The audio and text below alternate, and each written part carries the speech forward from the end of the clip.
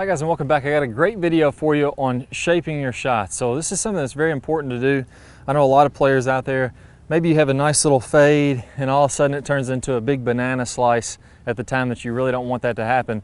Well, the best way to combat that is to understand how to hit a draw. So if that ball starts to curve a little bit too much left to right, we know what to change to get that ball straightened back out. So we're always going to be adjusting to get that ball flight that we want. And then the opposite side of that is going to be, let's imagine that we're getting inside, we're getting that ball to draw right to left, and sometimes that turns into a hook. We need to do the opposite feeling, know how to play a little bit of a fade to straighten out that hook and get it flying exactly like we want to. So you'll never really get good enough. I mean, this is kind of the idea that I always had, is I'm going to find a perfect swing and I'm just going to make that same swing every single time, and then my ball flight is going to do what I want it to do. That day never really comes. It's always going to be a little too much fade, a little too much draw, a little too high or low, or whatever it is, and we're going to constantly be adjusting that. So for today's video, we're going to work on hitting a fade and hitting a draw, and I got two really good tricks that are going to help you to get that draw and that fade. So the first one, what I want you to do, we'll go ahead and put a golf ball out in front.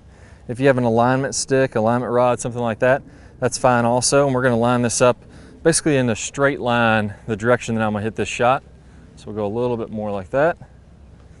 And now I'm going to work on getting this ball to start to the right of that golf ball and to start to draw back in. Now a great way to do this, to force yourself to really get from the inside when you're doing this, take the golf club and I want you to close the face about 45 degrees.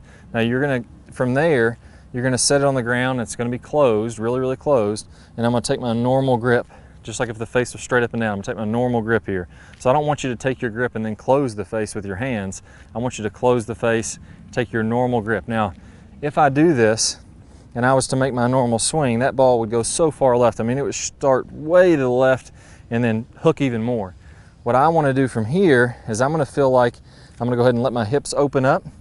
My right shoulder is going to kind of come in closer to the side of my body, and I'm going to have to get some forward shaft lean to open that club face. And now from there, I'm really going to have to get some forward shaft lean like this, and I'm really going to have to swing from the inside to get that ball to start to the right of this ball. So again, I'm going to close my face, take my regular grip. You can see just how close that is right now. And then from there, I'm going to go ahead, get a lot of forward shaft lean, open up my hips, and I'm really going to have to work on coming from the inside to get that ball to start to the right. And you'll start to see that to draw back around. So that ball drew probably 7 or 8, maybe even 10 yards. Do that a little bit, practice 8 or 10 of those.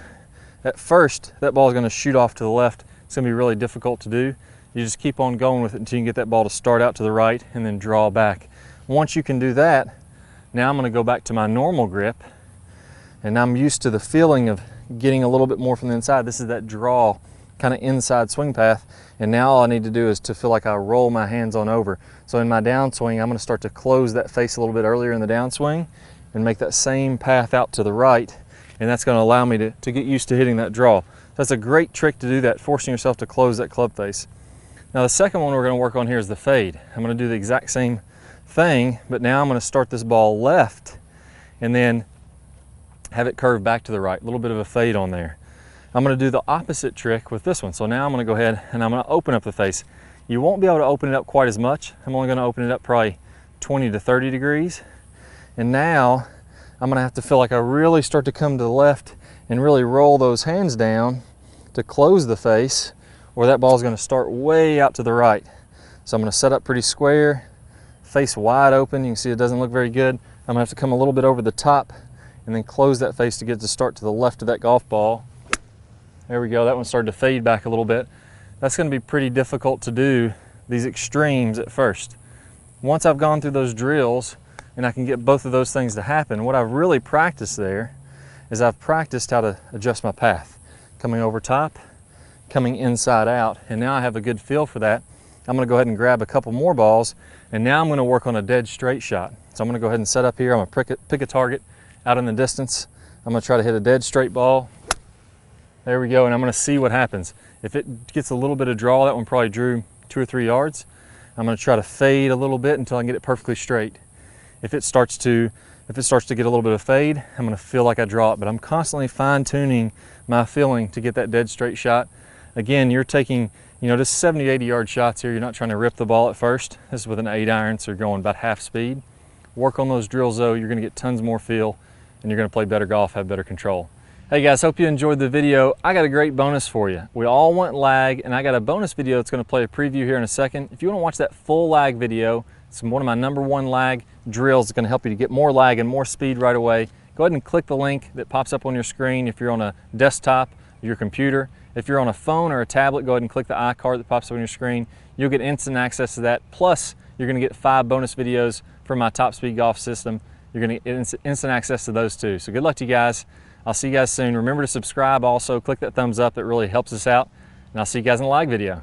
Hi guys, and welcome back. I'm Clay Ballard, and in today's video, we're gonna talk about one of the absolute worst drills for creating lag. It's a very common drill that I see.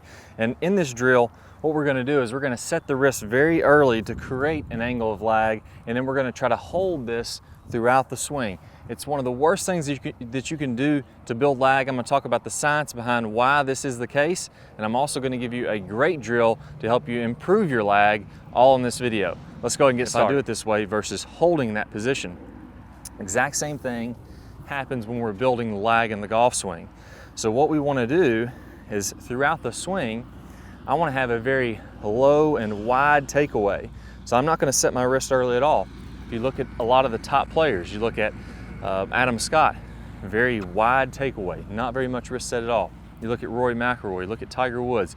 All these players are using a wide takeaway and not getting very much wrist set, so that later in the swing, as we start down, we can increase this wrist set, and we're really only gonna max out this angle of lag for a split second in the downswing. Okay, so a 3-step drill here. Now, as we get started with this, I want to remind you that the fulcrum in this golf club for getting a massive amount of lag is right at the end of the golf club. This is where I want my hinge point to be.